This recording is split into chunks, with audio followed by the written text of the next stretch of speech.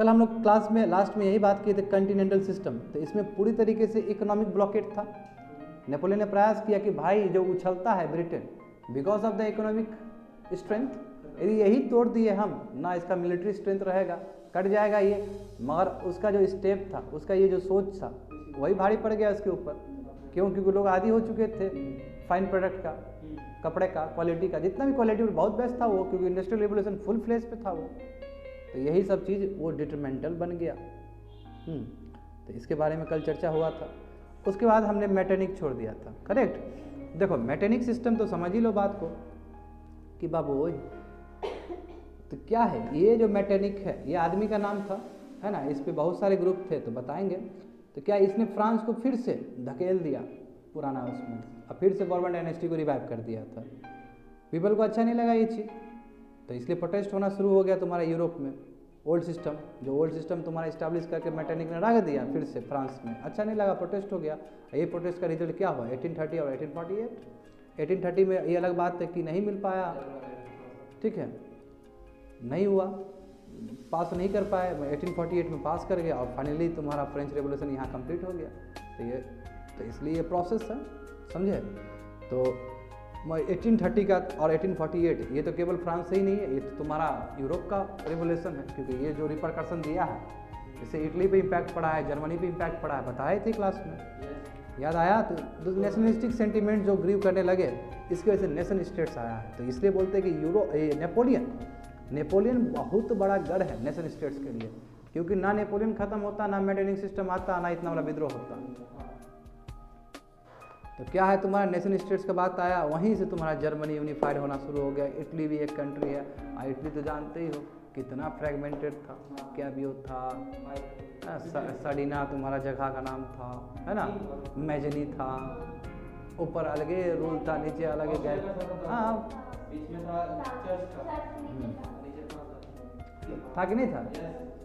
देखो first time nationalism जो बोया गया था, जो हर समय हम तो स्पीच में भी हम बोलते हैं कि नेशनलिज्म यूरोप से आया था, बोलते कि नहीं बोलते? यस। तो फर्स्ट टाइम नेशनलिज्म क्या चीज़ होता है, वो ट्रू फेस में तुमको 1848 में दिखता है। और उसके बाद तो इस हिसाब से कंट्री अवेयर होना शुरू कर गए, और उसके बाद अपना अपना नेशन बनना शुरू हो गया। यस कोमल, याद आया सभी चीज़। तो common masses started facing difficulties as they were not getting products of high quality, correct बात है। Therefore they started raising voice against Napoleon and his continental system. Continental system was a blunder, ये blunder हो गया Napoleon का, और यही reason बना उसका डिक्लाइन होने का। तो अब ये समझो, हाँ तो समझो, अच्छा ये बता चुके थे ना ये, हाँ अच्छा, हम नीचे का बता दिए। एनीवे देखो इससे पहले क्या हुआ था, देखो तो एक माइंड मैप देख लो तुम लोग कि फ्रांस बिफोर फ्रेंच, अभी पहले सिंपल से कि फ्रेंच रेवोल्यूशन तुम्हारा 1789 में हुआ, करेक्ट कोमल, मिल गया। देखो ये बता रहे हैं, देखो यहाँ पे देखो, सभी विद्यार्थी देख ले यहाँ पे रेड कलर का, हाँ वो गलत पोस्ट कर दिया है, उस पिक्चर अब आएगा। उससे पहले क्या हुआ था तो थोड़ा समझ ही लो, हालांकि जानते हो तुम लोग कि फ्रेंच रेवोल्यूशन 1789 में हुआ था, वही आइडिया था तुम्हारा फ्रेंच रेवोल्यूशन की, लिबर्टी इक्वलिटी वाला। वहाँ से नेपोलियन का उदय होता है, हाँ, और नेपोलियनिक एम्पायर बनाना शुरू कर देता है यूरोप में। प्रोटेस्ट होता है, फिर नेपोलियन फॉल होता है वाटरलू के साथ, बैटल ऑफ वाटरलू 1815 में। उसके बाद जब विक्टर पावर है जो जीते थे कोलिशन बना के, याद है तुम लोग को, ब्रिटेन, जर्मनी, इटली और स्पेन। और ब्रिटेन ने कैसे हेल्प किया था स्पेन में, और स्पेन का अल्सर कैसे खा गया नेपोलियन को, कल बात हुआ था। तो विक्टर पावर है, ये विक्टर पावर तुम्हारा वेना में मिलते, वेना मतलब ऑस्ट्रिया, ठीक है, अभी बहुत फेमस है ये जगह, ठीक है। तो वेना असेंबली 1815 का होता है, और वहीं तुम्हारा जो ऑस्ट्रिया का जो मेंबर है उसी का नाम तुम्हारा मैटेनिक है। ऑस्ट्रिया को जो रिप्रेजेंट कर रहा था, वही बोला हेड को मैटेनिक था, वो चांसलर बना था, हेड था वो, ठीक है, वो ऑस्ट्रिया से था, लिखा है यहाँ पे। और इसलिए तुम्हारा जो मैटेनिक सिस्टम है उसको हम वेना असेंबली भी कह सकते हैं, मैटेनिक असेंबली भी कह सकते हैं, या न्यू यूरोपियन ऑर्डर भी बोल सकते हैं, एंड कंसर्ट ऑफ यूरोप भी। अलग अलग किताब में अलग अलग नाम रहेगा, एक ही चीज़ है, मैटेनिक सिस्टम भी बोलोगे कोई दिक्कत नहीं है। तो देखो यही चीज़ बोले थे, मैटेनिक सिस्टम ने क्या किया, बैक कर दिया, फ्रांस को पीछे ला दिया, अभी जस्ट बोले थे। उसके बाद ये सब रिवोल्ट हुआ है, समझ गए ना बात को। तो अब नोट्स देखो, जैसे तुम्हारा नेपोलियन हारा तो विक्टर पावर्स ये सब आए, वेना कांग्रेस वहाँ तुम्हारा क्या बना, और चेयरमैन उसका ऑस्ट्रिया का चांसलर मैटेनिक बना, क्योंकि ऑस्ट्रिया को रिप्रेजेंट कर रहा था मैटेनिक की। और ऑस्ट्रिया तो करेगा ही करेगा, क्योंकि ऑस्ट्रिया को खुन्नस है नेपोलियन से, क्योंकि नेपोलियन ने ऑस्ट्रिया का बहुत बड़ा एम्पायर खा दिया। उससे पहले ऑस्ट्रिया ही पूरा यूरोप में कब्जा कर रखा था। तो जैसे ही नेपोलियन तुम्हारा गिरा, वेना ऑर्डर तुम्हारा 1815 का फॉर्म हुआ है, वो भी कंजर्वेटिव प्रिंसिपल है एंशिएंट रिजिम का, क्योंकि अब फिर से फ्रांस को तुम बॉर्बन डायनेस्टी में फेंक दोगे, फ्रांस तो निकल चुका था उस चीज़ से, फिर फेंकोगे, इसका मतलब क्या, ऑर्थोडॉक्सी बिलीफ था वो। तो मैटरनिक सिस्टम में क्या कि destroy the old order of revolution, destroy यानी कि अकॉर्डिंग टू मैटरनिक। मैटरनिक का मतलब, मैटरनिक के समझ से क्या था कि ये रेवोल्यूशन जो झुटपुटिया हुआ है, फ्रेंच रेवोल्यूशन, ये ओल्ड सिस्टम को बर्बाद कर दिया। It was against revolution and idea से बोला कि मैटरनिक सिस्टम क्या है, जो रेवोल्यूशन हुआ है फ्रेंच, ये बेकार का चीज़ है, इससे हमारा कंट्री को बहुत दिक्कत हुआ। और क्या लिबर्टी, इक्वलिटी, फ्रेटर्निटी बात करते हो, बस बेकार चीज़ है, समझे। तो नेचर ऑफ वेना कांग्रेस क्या है, एंटी नेशनलिस्ट है, एंटी पीपल है, एंटी प्रोग्रेसिव आइडियाज है। ऑब्जेक्टिव केवल था यही कि प्री रेवोल्यूशनरी फ्यूचर है, यानी कि पहले फ्रेंच रेवोल्यूशन होने से पहले लोग कैसे चुपचाप बैठे हुए थे और थर्ड स्टेट का किस तरह शोषण हो रहा था, ऐसे होने दो। समझे कोमल, यानी कि कितना एंटी पीपल है ये, कितना तुम्हारा एंटी प्रोग्रेसिव वाला थॉट प्रोसेस है। ये लोग इसलिए कर रहा है ना ताकि हमारे कंट्री में जो इम्पैक्ट पड़ा था और ना पड़े। रिएक्शन क्या हुआ वेना ऑर्डर का, यानी कि मैटरनिक सिस्टम का, people of Europe started reacting against vena. ये क्या है, क्योंकि ये लोग अब लड़ गया ना, जैसे अभी तुमको बताए थे म्यांमार में ऑंग सान सू की आया था तो वो दे दिया ना डेमोक्रेसी का, लोकतंत्र का स्वाद चखा दिया ना। और फिर मिलिट्री coup किया है तो प्रोटेस्ट हो रहा है कि नहीं हो रहा वहाँ पर, जहाँ पर प्रोटेस्ट कभी नहीं देखा जाता था वहाँ पर भी हो रहा है। हांगकांग में इतना प्रोटेस्ट हुआ पिछले साल। तो जब लोकतंत्र का बात आएगा, लोग यदि पहले स्वाद चख लिए हैं तो यही चीज़ हुआ है। रिएक्शन भी तुम्हारा रिएक्शन देना शुरू कर दिए। It has undermine the aspiration of people, people का जो इच्छा और आकांक्षा खत्म, रिस्टोर कर दिया ओल्ड एंशिएंट रिजिम। इस रिजिम से कितना मेहनत करके निकले थे। हाँ, जैसे रिस्टोरेशन हुआ ओल्ड ऑर्डर का, डिस्काउंट आदमी अंदर गुस्सा है, और इसकी वजह से आगे का रेवोल्यूशन हो जाता है 1830 का, और उससे भी नहीं हुआ था 1848 का हो गया। तो which was the mass revolution, ये सब मास बड़ा रेवोल्यूशन हुआ था 1830 का। मगर ये अलग बात है कि बॉर्बन डायनेस्टी ने क्या किया, वॉज ओवरथ्रोन, ये ओवरथ्रोन कर दिया इस 1830 ने, मगर फिर भी 1830 रेवोल्यूशन फेल कर गया। उसके बाद बहुत बड़ा रेवोल्यूशन हुआ 1848 का। ये रेवोल्यूशन पूरी तरीके से यूरोपियन मोनार्की का था, पूरा यूरोप पे असर पड़ा इसका। और जो रेवोल्यूशन 1848 का था वॉज सक्सेसफुल, और यहाँ से मैटरनिक सिस्टम जो इतना लंबा दबा के ओल्ड बॉर्बन ये वो बलना फलना चिलना जो भी तुम्हारा जो फीचर्स था सब खत्म, पूरी तरीके से ऑल टुगेदर न्यू फ्रांस। अब कोई फ्रांस को अब दिक्कत नहीं होगा, अब फ्रांस नया हो चुका है। जो रेवोल्यूशन था 1830 का 48 का, यही इसी को हम यूरोपियन रेवोल्यूशन भी कहते हैं। क्यों? क्योंकि ये फ्रेंच रेवोल्यूशन तो था और साथ साथ इसने नेशनलिस्टिक सेंटिमेंट्स बाकी कंट्री में भी क्रिएट किए हैं यूरोप के, और उसमें तुम्हारा जर्मनी है, इटली है, क्योंकि उस कंट्री को यूनिफाई करने में इस तरह का जो तुम्हारा नेशनलिस्टिक फीलिंग्स था उसका बहुत बड़ा रोल है। तो ये हम पहले भी पढ़ा चुके हैं, करेक्ट, बस एक रिकैप हुआ है। अब जानेंगे दूसरा चीज़, ठीक है, जो नया ऑल टुगेदर नया होगा, तो इसलिए थोड़ा सा सावधानी से। तो चलो देखते हैं, इसमें एक एक पॉइंट बताएंगे बढ़िया से। तो आप तुम जान चुके एसिडेंसी क्या होता है, एसिडेंसी ऑफ नेपोलियन, उदय होना, कोलम राइज। अब बोलते हिंदू पेपर का वर्ड चाहिए, तो इससे बढ़िया वर्ड क्या हो सकता है, एसिडेंसी यानी कि राइज ऑफ नेपोलियन। इसका मतलब देखो, the changes that France encountered during the revolution which forces replacement of absolute monarchy by alternative popular arrangements were novel for the French society। क्या मतलब है, जो चेंजेस हुए थे फ्रांस में रेवोल्यूशन के दरमियान, ठीक है, कहीं ना कहीं इसने इजाज़त दिया कि एब्सोल्यूट मोनार्की को निकाला जाए और अल्टरनेटिव पॉपुलर अरेंजमेंट को वहाँ पे रखा जाए, और जो कि नया हो फ्रेंच सोसाइटी के लिए। नया, नोबल मतलब क्या, नया हो।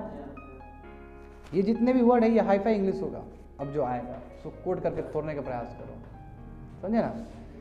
तो many of the basic problems remain unsolved, बहुत सारे जो बेसिक प्रॉब्लम्स थे वो एज इट इज रहे हैं। People were gradually field with the political uncertainty and instability, है ना, कि वो रेन ऑफ टेरर आ गया उसके बाद। तो जिसलिए लड़े थे तो मिला ही नहीं हमको। People gradually fed up with the political, जो पॉलिटिकली अनसर्टेनिटी है, आदमी कोई भी आ रहा है मार रहा है, अपोनेंट्स को मार रहा है, दंगा फसाद अनस्टेबिलिटी है, परेशान हो गए।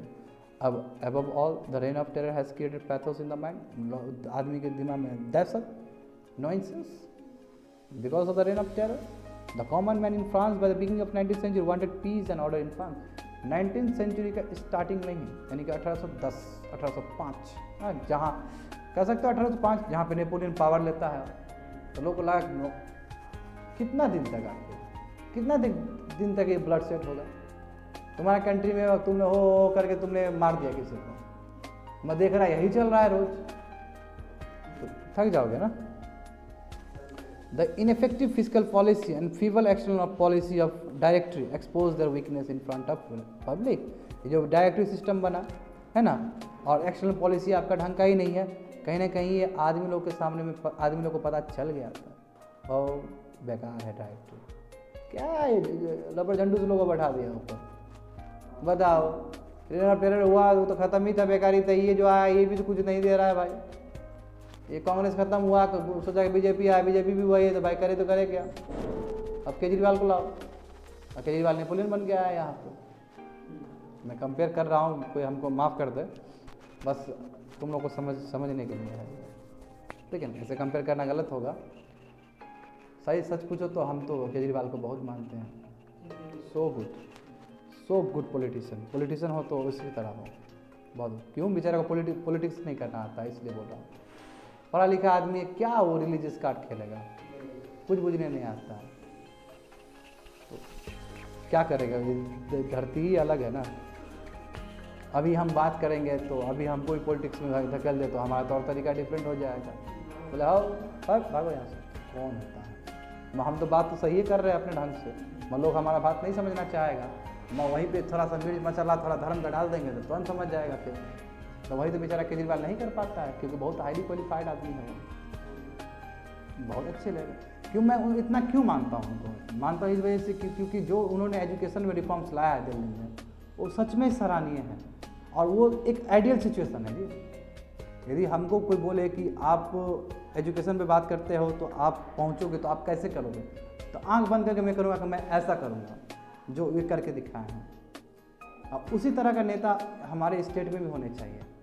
और यहाँ तो एजुकेशन मिनिस्टर लोग खुद पढ़ा लिखा नहीं होता है, और खुद विवाद में, एजुकेशन मिनिस्टर बनने से पहले विवाद में आ जाता है। वायु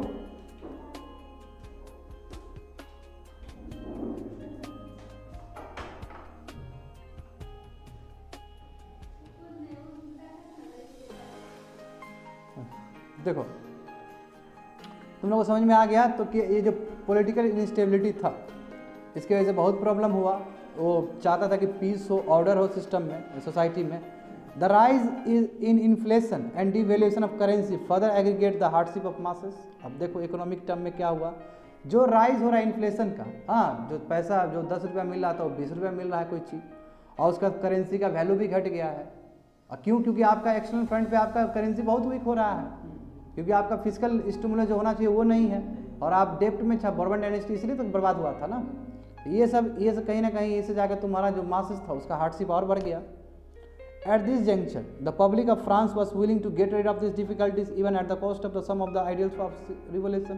तो इस सिचुएशन में फ्रांस चाहता था कि ये डिफिकल्टीज हम हटें, चाहे कोई भी आइडियाज़ ऑफ रिवोल्यूशन, कोई भी नया आइडियाज़ ऑफ रिवोल्यूशन लेके आए, हम उसको स्वीकार कर रहे हैं, क्योंकि ये जो त्रासदी है, इस त्रासदी से हमको भाई कोई भी निकाल दे। At the same time brilliant military victory of Napoleon, जो मिलिट्री विक्ट्री हुआ था नेपोलियन का, बताए थे तुमको, जो नेपोलियन ने जो अपना स्किल दिखाया था, यही उसको नेशनल हीरो बना दिया। पीपल स्टार्ट, हाँ बिल्कुल, रेन ऑफ टेरर के टाइम में जिस तरह एंटी रिवोल्यूशनरी फोर्सेस को उसने क्रश किया था, ये पेरिस आने नहीं दिया था, वो उधर ही रोक लिया था। The people started to look at Napoleon as somebody who can panacea for the sufferings of the French people, यानी कि वही है जो निजात देगा, दुख जो हर लेगा, ये मात्र एक हो सकता है। यही पॉपुलर हो चुका है, पैनिशिया मतलब मिनिमाइज कर्व कर देना, समझे। देखो वर्ड देखो अपने आप पकड़ लो, ठीक है ना, जरूरी नहीं कि आपको याद होना चाहिए। Only by reading the words you can generate the meaning, बन जाता है आराम से। अब इसी के लिए तुम डिक्शनरी खोल के बैठ जाओगे तो कब सीखोगे तुम। The policy of the Napoleon at that time fulfil the aspiration of the various groups of society. और जो उसका पॉलिसीज प्रोग्राम था नेपोलियन का, और जो मैनिफेस्टो में था, जो बात करता था, वो लग रहा था यस ये आदमी है, सबके लिए करेगा। और इसलिए मैंने बोला था कि रिवोल्यूशनरीज ने भी और मॉडरेट्स ने भी, दोनों ने स्वीकृति दिया है नेपोलियन को। यस याद आया। मिडिल क्लास देखो क्या क्या था, क्या क्या चाहता था अलग अलग group. Middle class at this time wanted peace and order. जो मिडिल क्लास वाले लोग थे, जो बेचारा कमाएंगे तो खाएंगे, उस टाइप के लोग, वो पीस और ऑर्डर चाहिए उसको। अब पिज़्ज़ा ऑर्डर नहीं रहेगा तो कब कमाएंगे, कब खाएंगे, है ना, नंबर 1। दूसरा, peasantry wanted to secure the grains they have cultivated. So जितना भी हम कल्टिवेट किए भाई, हमको लैंडलॉर्ड से निजात चाहिए, हमको सब डाम से निजात चाहिए भाई, जितना किए हमको उतना मिलना चाहिए हक। तो ये बोला नेपोलियन, हम देंगे तुमको, हम देंगे, हो गया। Counter revolutionary wanted to restore black, जो तुम्हारा काउंटर रिवोल्यूशनरिस्ट था, यानी कि जो रिवोल्यूशनरी को कर, वो चाहता था तुम्हारा कि आप मोनार्की को फिर से रिबैक करिए। तो इच्छा सब था, ये अलग अलग इच्छा था, और यही मैक्सिमम इच्छा को उसने स्वीकृति दिया नेपोलियन ने। और इसलिए नेपोलियन कहाँ एक कॉमन आदमी से वो कहाँ ऊपर तक जर्नी उसका चला। समझ रहे हो बात को ना? देखो Napoleon the brain child of the revolution, हर समय वर्ड आता है ना, ये देख लो। तो इसमें पढ़ोगे तुम लोग को थोड़ा सा एक्स्ट्रा पॉइंट सब लेके, हर गेटिंग में। ये किताब का रेफरेंस है, ये जो है ना, ये पूरा किताब का रेफरेंस है, बहुत सारा किताब का एक साथ है। ये मेरे लिए मटेरियल्स है ये सब। यदि मैं तुम लोग को पढ़ाता तो मैं तुम लोग को यही पढ़ाता यहाँ पे आके, बोर्ड पे आके। तो चूँकि टाइम कम है तो मैं ऐसी चीज़ को मैं कंपाइल करके तुमको बता रहा हूँ। और वो पढ़ाता तो मैंने बोला ही था, अलग अलग जगह से सोर्स होता है। ये क्या करेगा, तुम्हारे जितना भी तुम्हारे पास नोट्स है उसको और फिल्टर करेगा और उसमें ऐड करेगा। और इसका गुरुजी लोग अभी तुमको थोड़ी देर में मिलेगा उधर। मैं इसका ये नोट्स का और चाणक्य वाले नोट्स को दोनों कंपाइल कर दोगे तो फिर वर्ल्ड हिस्ट्री जो ऑप्शनल है वो आसान हो जाएगा, क्योंकि उसका तुमने 80-90% पहले ही पढ़ लिया है। Yes, beauty. देखो, the material condition for the ascendancy of Napoleon as the empire of France were created by the revolution. बिल्कुल, रिवोल्यूशन की वजह से ही तुम्हारा एक इन्वायरमेंट बन गया जिसमें नेपोलियन उदय करना शुरू कर गया, और उसके लिए अपॉर्चुनिटी है। कैसे इसने क्राइसिस को अपॉर्चुनिटी में कन्वर्ट किया है, समझो। It was impossible for a commoner like Napoleon to even think of sitting on the throne of France. ये तो कॉमन आदमी के लिए तो बहुत ताज्जुब की बात, इम्पॉसिबल चीज़ है कि कैसे एक कॉमन आदमी ऊपर थ्रोन पे, राजगद्दी पे बैठ सकता है। While the Bourbon kings were ruling France prior to the revolution, revolution से पहले बताओ बॉर्बन किंग का साम्राज्य था वो, और एक कॉमन आदमी वहाँ तक चला गया। डिफिकल्ट है, सोचना भी बहुत गजब बात है। The revolution ended the absolute monarchy and the privileges of the first two states. सही बात है ना, समझाने की कोई जरूरत नहीं है वाला। The governmental office after the revolution were to be filled on the basis of the merit. जितने भी पहले तो ये बेचा जाता था, खरीद बिक्री होता था इसका, और यहाँ से पैसा कलेक्ट किया जाता था। अब वो मेरिट के बेस पे सबको दिया जा रहा है कि जो मेरिट है भाई आओ गवर्नमेंट पोस्ट चलाओ तुम लोग, जो कि पहले तुम्हारा पूरी तरीके से मोनोपोलाइज था। मेरा कौन है, चेंगड़ा है, भेज दो, भेज दिया, अपना खरीद लिया वो। करप्शन, कोई खरीदेगा पोस्ट तो क्या है, यहाँ पे बीपीएससी के लिए आप तो बोलना नहीं चाहिए, अंदर रिकॉर्ड है, मगर ये बात सत्य ही है कि नहीं है भाई। तुम इतना मेहनत किया है, पढ़ा, प्रीलिम्स मेंस निकाला, फोन आता है ऊपर से कि 10 लाख रुपये भेज देना, इंटरव्यू में हो जाएगा सेटल। तो इतना दिन पढ़े थे इसलिए कि 10 लाख 20 लाख घुस देंगे और हमारा होगा। तो ऐसा नौकरी को हम चूंटा से भी छूना पसंद नहीं करेंगे। क्यों?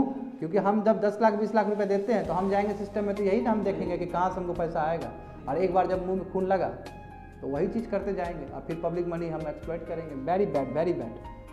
तो based on this merit capabilities and military, तुम्हारा क्या है, वेलोर, नेपोलियन, वेलोर मतलब क्या है, उत्तीर्ण, जो ये उत्तीर्ण है जो, हाँ, कैपेबिलिटीज गजब है, मिलिट्री कैपेबिलिटी गजब है इसका। Napoleon was seen as a national hero and this played a crucial role in ascendancy. और जो उनके पास स्किल था, यही स्किल, मिलिट्री स्किल, सब उसको आगे बढ़ा दिया। देखो, finally the hardship and the sense of insecurity that people face as the aftermath of revolution during the reign of terror and the ineffective rule of directory created a void in the politics of France. एक तो क्या हुआ, rain of terror से लोग परेशान, उसके बाद तुम्हारा डायरेक्टरी आया, वो भी तुम्हारा बेकार निकला, वो भी तुम्हारा एक्सटर्नल पॉलिसी ठीक से नहीं कर रहा है, लोग फेडअप हो गए, और वहाँ पे वैक्यूम क्रिएट हो गया, जगह बन गया। उस जगह को नेपोलियन ने यूज़ कर लिया, और वो वैक्यूम को फिल्ड किया तुम्हारा नेपोलियन ने। 7 नंबर देखो, Napoleon successfully filled this void, जो गैप है उस गैप को फुल किया। आयरनिकली देखो, गजब बात है कि even though Napoleon can be consider as a child of revolution, yet in some ways his tendency reverse the ideas of river. हाँ, ये तो हम कह सकते हैं कि रेवोल्यूशन का ये चाइल्ड है, मैं कहीं ना कहीं रेवोल्यूशन का जो आइडियाज़ था उसको तो धता बता दिया इसने, उसको तो बाद में जाके इसने तो ख़त्म ही कर दिया उस चीज़ को। तो यहाँ पे भी ये क्वेश्चन तुमको बढ़िया से पूछ सकता है कि ये हम मानते हैं कि चाइल्ड है रेवोल्यूशन का, मगर जो आइडियाज़ था रेवोल्यूशन का उसका तो ये दुश्मन निकला। कितना बढ़िया, तो कॉन्ट्रास्ट क्वेश्चन सभी लिख देना। The revolution got triggered with the end of the absolute monarchy. तो देखो रेवोल्यूशन क्या हुआ तुम्हारा एब्सोल्यूट मोनार्की के बाद तुम्हारा रेवोल्यूशन फिर से स्टार्ट हुआ। However the rise of Napoleon restore the monarchy back in France. मैं यही राइज हुआ तो नेपोलियन वाला ही क्या, नेपोलियन ने भी वही किया जो बॉर्बन ने किया, ऊपर करके भाई किसी का नहीं सुनना है, अपना ही काम करना है। तो फिर से इसने मोर और लेस फिर मोनार्की रूल ला ही दिया। और ये जब खत्म हुआ तो सच में बॉर्बन डायनेस्टी आ ही गया, मेटरनिटी सिस्टम वाला। तो ये पूछा जाएगा कि नेपोलियन ने भी कुछ अलग काम नहीं किया है, नेपोलियन ने भी मोनार्की किया है, जस्टिफाई कर देना सभी चीज़ को, नेपोलियन का कैरेक्टर लिख देना उसमें तुम लोग कि सुनता ही नहीं था हमारे तरह, ऐसे लिख देना। कॉन्टिनेंटल सिस्टम देखो कोमल, याद आया सब कुछ? देखो इसमें बहुत अच्छा से मैप दिया गया है। देखो फ्रांस देखो कैसे घेरा गया था, डॉट डॉट डॉट दिख रहा है तुम लोग को, यही डॉट डॉट है, ठीक है, यहाँ तक करेगा। तो इसको घेरने का प्रयास था। देखो Napoleon desire to control the whole world, हाँ इच्छा था ना इसको, बस इतना ही ख्वाब है उसका, बस इतना ही इच्छा था कि पूरा दुनिया को जीते, ठीक है, इतना ही तो इच्छा था इसका। देखो मैं इसका इच्छा क्या हुआ, देखो वाटरलू के साथ इसका वाटर में चला गया इसका इच्छा। The biggest hurdle in realization of this dream was the arch rival Britain, यानी कि जो गजब का राइवल पावर है ब्रिटेन, और जानता था कि ब्रिटेन ही हमको दे सकता है चुनौती, और चुनौती को चुनौती हम देंगे कैसे, कॉन्टिनेंटल सिस्टम ला के।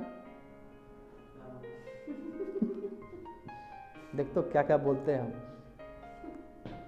Britain maintain a strong navy which French could not match with, सही बात है ना, ब्रिटेन का जो है वो तो नेवल पावर है ना जी, देखो स्ट्रेंथ देखो उसका, तो उसका तो गजब मिलिट्री नेवल है ना, एज कम्पेयर टू फ्रांस। तो फ्रांस को कुछ ये नेपोलियन को कुछ करना पड़ेगा इसके लिए, तो भाई गेट दो कॉन्टिनेंटल सिस्टम से, ना इधर आएगा ना उसका नेवी आएगा, ना उसका नेवी को देख के मेरा दिन खराब होगा, जो बात है।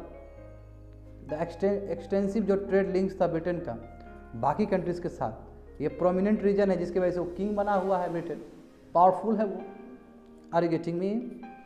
नेपोलियन शॉर्ट का मतलब क्या होता है, demand to bring England to terms by the indirect means, चाहता था उसको नीचे गिरा by ruling her trade and by commerce upon which her power dependent. जिस पावर पे, जिस ट्रेड एंड कॉमर्स पे इतना जो उछल रहा है ब्रिटेन, उसको तोड़ना चाहता था वो, पता था, वही बोले कि ये इकोनॉमिक स्ट्रेंथ की वजह से ही मिलिट्री स्ट्रेंथ छुपा हुआ था, इतना बड़ा नाम था उसका ब्रिटेन का, वो ख़त्म करना चाहता था।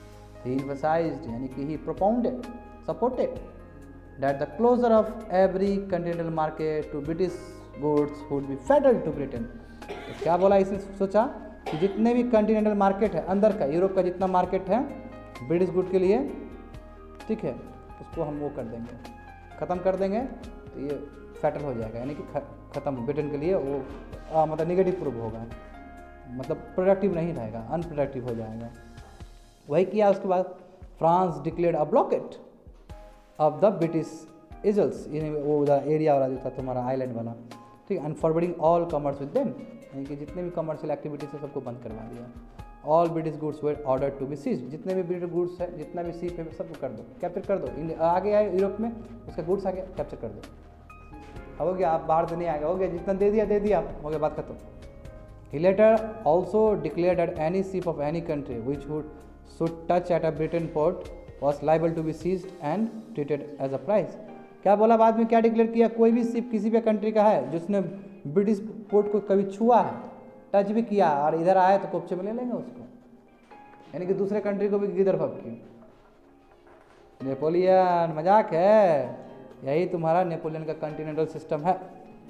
At Tilsit, he secured the adhesion of Russia to this scheme of destroying England trade। तो क्या हुआ, तो ये रसिया का भी इसको साथ मिला उस समय इंग्लैंड को, क्योंकि किसी न किसी का तो चाहिए, और रसिया बगल में ही है, रसिया अभी नहीं टूटा है तुम्हारा, तो रसिया तुम्हारा ऑस्ट्रिया को टच करता था। तो देखो इफेक्ट सब करने वही है भाई, किए थे तो कुछ और निकला कुछ और। सबसे बड़ा यही प्रूव हुआ कि क्या उधर बगावत शुरू कंट्री में। देखो Napoleon continental system proved more detrimental for France vis-a-vis Britain।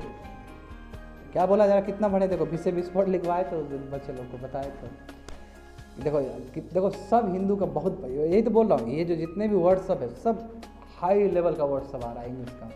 तो यहाँ से भी रामानंद जी के लिए 4 वर्ड 10 वर्ड निकाल देना तुम, ठीक है ना, यहीं से 10 वर्ड निकाल देना, एसिडेंसी, ठीक है ना। तो कल तुम्हारा ड्यूटी हम देते हैं, आज इतना ये पढ़ा रहे हैं यहाँ से 10 वर्ड निकालना, और वही हम उसको दे देंगे, और वही वर्ड को हम सिखाएंगे कि एक सेंटेंस बना के, इससे तुम्हारा वोकेबलरी बढ़ेगा। तो तुमको ड्यूटी दिए हैं आज जो इससे पढ़ा रहे हैं, इससे 10 वर्ड निकाल लेना।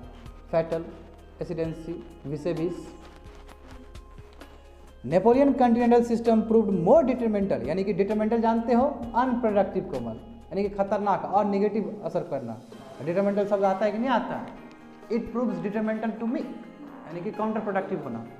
तो क्या हुआ कि बताओ, ब्रिटेन को क्या वो क्षति पहुंचाएगा? उसे ज़रा फ्रांस को क्षति पहुंचाया आज का system. As the British fleet control the sea, no colonial goods could be obtain except through British vessels. बोला चूंकि ब्रिटिश का जो फ्लीट है, यानी कि जो शिप जहाज है, वो पूरा शिप्स को कंट्रोल करके रखा है, क्योंकि उसके अगल बगल शिप्स है। तो no colonial goods could be obtain, कोई भी कॉलोनियल गुड्स नहीं ले सकता है वो। क्यों? क्योंकि वो पूरा कब्जा कर रखा है ना उस जगह पे, तो कोई कॉलोनियल गुड्स तो नहीं आ सकता है। एक्सेप्ट थ्रू ब्रिटिश वेसल छोड़ के बाकी तो नहीं ला सकता है वहाँ पे। वो ब्रिटिश वेसल्स में क्या, ब्रिटिश का भी अपना पॉलिसी है कि याद करो अमेरिकन वार ऑफ इंडिपेंडेंस में, उसमें क्या था कि यदि हमारा ही ब्रिटिश मैन्युफैक्चरिंग शिप चलेगा, तो देखो हाँ स्टैम्प एक्ट बिल्कुल। तो इंग्लिश कॉमर्स दो पुट टू इनर्मस डिसएडवांटेज, हाँ इंग्लिश कॉमर्स को हुआ है, यानी कि इंग्लिश का जो ट्रेड एंड कॉमर्स है उसको तो दिक्कत हुआ है as a prior to the arrangement, but that was continental states under French rule रेवंड। मगर ये जो है इससे फ्रेंच रूल ही और ख़त्म हो गया। The result was that the prices of the necessary of life, जो इंपॉर्टेंट जो प्राइजेस है कमोडिटीज़ का, वो क्या हुआ, बढ़ गया। और तुम्हारा इसका दिक्कत क्या हुआ कि जो इनहेबिटेंट्स थे, कॉमन पीपल थे, उसको सफ़र होने लगा। क्यों? अरे भाई तुम्हारा कंट्री कितना ही प्रोड्यूस कर रहा था, वो इतना प्रोड्यूस कर रहा था, तुमको मिल रहा था। जैसे मैंने चाइना का तुमको एग्जाम्पल दिया था, याद करो। तो अब क्या, फिफ्थ देखो, as a consequence the subject allies of France became discontent, यानी कि जो सब्जेक्ट एलाइज मतलब क्या है, जो प्रजा है फ्रांस के, गुस्सा गए नेपोलियन से। And his rule became hateful to the mass of population, लोग को खुन्नस होने लगा, क्या है ये, कुछ से कुछ कर रहा है, बताओ कितना बढ़िया तो पहले हम खाते थे, कितना बढ़िया तो कपड़ा पहनते थे। The Continental system was one of the great blunders of Napoleon, जो ब्लंडर किया था, भूल गलती, यही चीज़ है।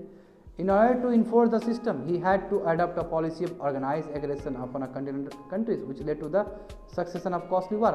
अब इस चीज़ को इम्प्लीमेंट करने के लिए, कंटिनेंटल सिस्टम को इम्प्लीमेंट करने के लिए आपको ऑर्गेनाइज एग्रेशन करना होगा, यानी कि आपको देख रेख करना होगा, मिलिट्री मोबिलाइजेशन करना होगा वहाँ पे देख ले, और वो करने के लिए वार और बैटल में जाने के लिए पैसा लगता है।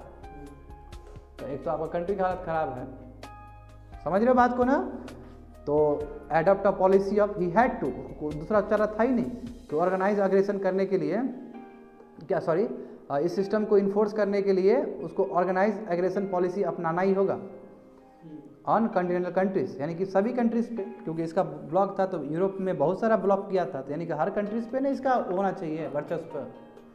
तो उसके लिए मतलब क्या होता है कि कॉस्टली वार हुआ, तो exhausting his resources in man and money, पैसा सब खत्म होने शुरू हो गया, समझ रहे हो ना, मैन पावर भी खत्म, आदमी मर रहे हैं लोग फालतू का, और मनी बहुत बर्बाद है, यानी कि रिसोर्सेज पूरा बर्बाद हो रहा है।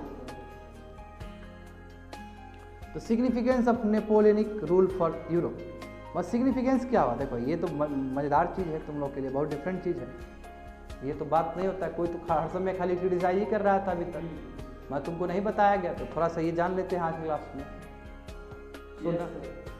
करो चलने दो। Significance of Napoleonic rule for कोमल बोर्डिंग, चलने दो, अब क्या कर सकते हैं। देखो, ascendancy of Napoleon as the empire of France prove to be landmark event for France as well as whole Europe, whole Europe के लिए भी और फ्रांस के लिए भी ये बहुत बड़ा बात था, लैंडमार्क इवेंट था, अपने आप में बहुत बड़ा बात, बोलते हैं लैंडमार्क डिसीजन है, अपने आप में बहुत इवेंटफुल है। देखो नंबर वन कैसे, पॉलिटिकल एंड इकोनॉमिक स्टेबिलिटी हुआ है इनके आने की वजह से। देखो पहले नेपोलियन आने से पहले फ्रांस में क्या था, कॉमन पीपल क्या था, बहुत हार्डशिप में फंसा हुआ था, है ना, गरीब मतलब क्या उसमें फंसा, चंगुल में फंसा हुआ था। Political instability and physical imbalances, हाँ एक तो आप रेन ऑफ टेरर हो रहा था, उसके बाद आपका सिस्टम, कौन सा सिस्टम आया, डायरेक्टिव सिस्टम, वो भी दिक्कत में था, और फिजिकल इम्बैलेंसेस था, है ना, इतना पहले लगाया जाता था पैसा, वहाँ पे इन्फ्लेशन इतना हो रहा है, लोगों के पास पैसा नहीं है, तो ये फिजिकल इम्बैलेंसेस जो था ये कहीं ना कहीं जो कॉमन पीपल का सफरिंग और इंटेंसिफाई कर दिया, लोगों के पास पैसा नहीं है, जो भी है उसका करेंसी का डिवैल्यूएशन होने की वजह से उसका और वैल्यू नहीं है, स्थिति खराब। हाँ ये 20-20 का पीरियड है बिल्कुल। ठीक है। नेपोलियन का जो 13 साल का जो रूल था, कहीं ना कहीं इसने इकोनॉमी, पीस और ट्रंक्विलिटी भी पीस का ही मतलब होता है कॉमन, बताए थे तुम लोग को 1993 में जो नरसिम्हा राव के साथ जो चाइना का हुआ था ट्रंक्विलिटी एग्रीमेंट, याद है? बिल्कुल पीस ही है, शांति वार्ता बोलते, पीस, सब पीस है। तो कहीं ना कहीं इनका जो 13 साल का जो कार्यकाल चला है, इसकी वजह से इकोनॉमिक प्रॉस्पेरिटी मिला है फ्रांस को, और पीस और ट्रैंक्विलिटी मेंटेन हुआ उस कंट्री में। तो आइडियल रिफॉर्म्स देखो, बहुत सारा इन्होंने रिफॉर्म किया, जैसे his reforms were guided by the ideals of revolution like equality and fraternity. हाँ, इन्होंने बहुत काम किया है, ये अलग बात है कि बाद में ये सब चीज़ नेगेटिव भी हुआ है, मगर इनका रिफॉर्म्स तो इक्वलिटी और फ्रेटर्निटी को लेकर था। मगर लूफॉल सही है, इसको ज़्यादा यूज़ नहीं किए, क्योंकि ऐसा रहता तो स्पेन में अपना आदमी नहीं रखते वो। तो लिमिटेड पावर ऑफ चर्च, हाँ ये बहुत बड़ा बात हुआ, जब ये शासन पाए तो चर्च का पावर खत्म कर दिए थे, ये बड़ा बात है, क्योंकि चर्च तो पूरा दबा कर बैठा हुआ है ना। अब बॉर्बन डायनेस्टी क्लर्जीमैन का क्या हालत था जानते हो ना तुम लोग। Napoleon dealt with the pope as a session statesman, यानी कि पोप को कोई एक्स्ट्रा बिहेवियर वो नहीं, तवज्जो नहीं, सिंपल स्टेट्समैन है, आप केवल वो बोलने के लिए आए हैं बस, ठीक है ना। He concorded with Pope in the France, satisfied various aspirants and urges of public. जो पब्लिक का जो इच्छा और आकांक्षा है, अर्जेस मतलब क्या होता है, aspirations, you have to fulfil, समझे। By this Catholic was recognise as the religion of great majority of the French people. तो ये बोला कि इसके वजह से चूंकि इन्होंने रिफॉर्म्स ला दिया चर्च में, इसलिए कैथोलिज्म और ज़्यादा फेमस होना शुरू हो गया फ्रांस में, और लोग बहुत ज़्यादा एक्सेप्ट करना शुरू कर दिए, क्योंकि इन्होंने रिफॉर्म्स लाया चर्च में। और कैथोलिक चर्च फिर से रीस्टाब्लिश हुआ, बट विथ लिमिटेड पावर। अब उतना पावर नहीं है, क्योंकि अब ये पॉलिटिकली इंटरफेयर नहीं कर सकता, इसका काम है केवल चर्च को चलाना, वहाँ तक करो। और क्या क्या हुआ देखो changes. Ideals of revolution to other parts of Europe, है ना, इनके वजह से तो कहाँ दूसरा पहुँचा कि नहीं पहुँचा, कि नेपोलियन ने डिफीट किया बहुत सारे यूरोपियन कंट्रीज़ को। ऐसा नहीं कि वो कोलिशन बना था तब ना हरा दिया, इन्होंने बहुत सारे यूरोपियन कंट्रीज़ को डिफीट भी किया था। Therefore he not just safeguard the borders of France but also to the revolution beyond the boundary. ये रिवोल्यूशन का जो बीज है वो बाहर भी बोए थे कि नहीं बोए, तभी इनको स्वीकार किया गया है। तो कहीं ना कहीं इन्होंने क्या किया कि दूसरे पार्ट ऑफ यूरोप में भी इन्होंने अपना छाप छोड़ा है। During his war he propagate the ideas of revolution. जब वार कर रहे थे तो अपना बोले कि लिबर्टी इक्वलिटी जी ज़रूरी है। हाँ, वो सब स्पेन लोग, जर्मनी लोग बोला वाह वाह रे वाह मस्त, आई। बाद में पता चला कि गलत आदमी को बुला लिए, फिर अतिथि तुम कब जाओगे वाला कहानी हो गया उसके बाद, है ना। रिफॉर्म्स इन द सिस्टम, देखो रिफॉर्म्स क्या क्या लाया इन्होंने, देखो the rule of Napoleon in France initiated a new approach political, यानी कि अप्रोच का मतलब होता है छोटा इवेंट, बताया था मैंने, एक छोटा तुम्हारा पॉलिटिकल इवेंट जो जुडिशियल एंड एडमिनिस्ट्रेटिव, यानी कि politically, judicially and administrative field पे रिफॉर्म्स आए हैं इनके वजह से, समझे। नेपोलियनिक कोड बताते हैं ना 1804 भूखते रहते हैं क्लास में, देखो वही चीज़ है। इन्होंने जुडिशियल सिस्टम ऑफ फ्रांस को इंस्पायर्ड किया, अभी तक चलता है जी। इनका जो 1804 का कोड है तुम्हारा जुडिशियल में, अभी तक तुम्हारा फ्रांस में चलता है ये चीज़, ठीक है। और भी बहुत सारे यूरोपियन कंट्री को ये प्रभावित किए थे ये सिस्टम में। तो code of the greatest contribution है, ये जो कोड है नेपोलियनिक कोड, वही तो मैं बोल रहा हूँ, ये सबसे ग्रेटेस्ट कंट्रीब्यूशन है। छोड़ो रहने दो, ठीक है, हम समझ रहे हैं। तुम नहीं ना बोल सकते हो, नहीं हाँ बोल सकते हो।